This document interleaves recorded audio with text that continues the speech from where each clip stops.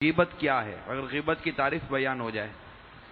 اور اس کے ضمن میں تھوڑی سی وضاحت ہو جائے، پھر انشاءاللہ بابا وہ مثالوں کا سمجھنا بھی ہمارے لیے آسان ہو جائے گا۔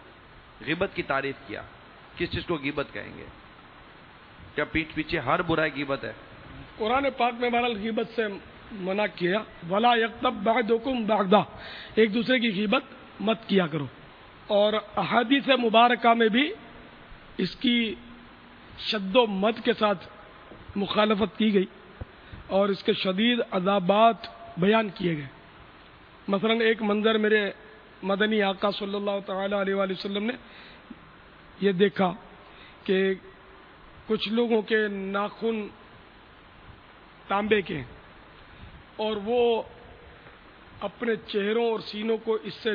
چھیل رہے ہیں، نوچ رہے ہیں۔ بتایا گیا کہ یہ آبرو ریزی کرتے تھے، غیبتیں کرتے تھے۔ خلاصہ یہی ہے، بعض لوگوں کے پہلوؤں سے گوشت کاٹ کر ان کو کھلایا جا رہا تھا، تو یہ لوگ بھی غیبتیں کرنے والے تھے، زبان سے، اشارے سے۔ تو غیبت شدید عذاب کا باعث ہے، اور یہاں تک کہ ایک حدیث شریف میں یہ مضمون بھی ہے کہ غیبت ایمان کو اس طرح کاٹ دیتی ہے جس طرح چرواہ گھاس کو کاٹ دیتا ہے۔ تو ایمان کے لیے بھی خطرناک ہے کہ غیبت کی وجہ سے معاذ اللہ ایمان برباد ہو جائے۔ تو غیبت کی ڈیفینیشن لکھ لیجئے، غیبت کی تعریف لکھ لیجئے، اس کو یاد کرنا چاہیے۔ غیبت کے بارے میں ضروری احکام سیکھنا بھی فرض ہے، یہ بھی ایک مولک مرض ہے۔ کسی زندہ یا مردہ مسلمان کے اندر موجود، کسی زندہ یا مردہ مسلمان کے اندر موجود، کسی زندہ یا مردہ مسلمان کے اندر موجود،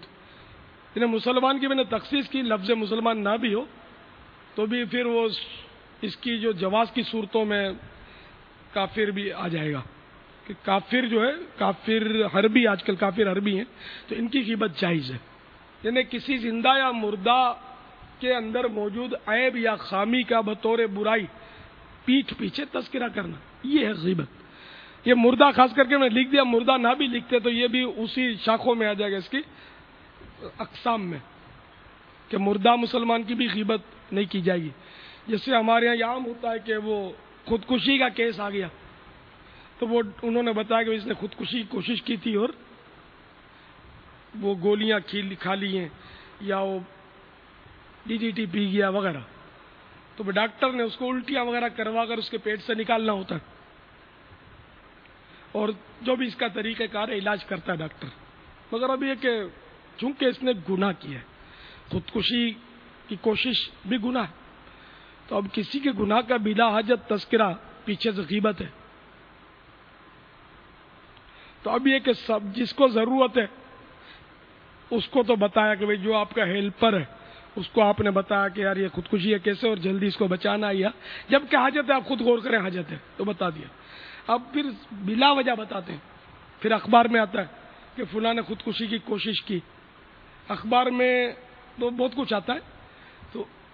یہ بھی جائز نہیں ہے، اس کی حاجت نہیں ہے، اس کے گناہ کے اظہار کی۔ تعجب تو ہو رہا ہوگا، لیکن میں جو مسئلہ شرعی عرض کر رہا ہوں کہ بلا حاجت اس کا تذکرہ ابھی اخبار میں آیا، یہ بندہ تو رسوا ہو گیا، بالکل بدنام ہو گیا کہ بہت جذباتی ہے، بہت غصے والا، خودکشی کی کوشش کی اور ناک کٹ گئی، مرا نہیں وغیرہ۔ پھر جس نے اچھی بری باتیں کرنی ہوں گی پھر یہ ٹو میں پڑیں گے مزید کہ کاہے کے لیے خودکشی کی، تو کسی اس کے چکر میں تھا، میرج یا لو کے چکر میں تھا، یا تو جناب یہ گھر میں اس کا جھگڑا ہو گیا ماں باپ سے یا والد سے تو اس نے یوں کیا، تو وغیرہ وغیرہ بہت ساری برائیاں جو ہیں اس کی اس طرح لوگ ٹو میں پڑیں گے اور اس کی اچھلیں گی، اور یہ بیچارہ کہیں منہ دکھانے ایسا نہیں ہوگا، جذبات میں کرنے کو تو کر دیا، توبہ کا دروازہ تو کھلا ہے نا، اس کو توبہ کروا لی جائے، اللہ کرے وہ توبہ کر لے، اپنے اس فعل پر نادم ہو جائے تو خیر۔ واللہ تعالی اعلم ورسول اعلم، عز وجل وصلی اللہ تعالی علیہ وآلہ وسلم۔ صلو علی الحبیب صلی اللہ تعالی علی محمد۔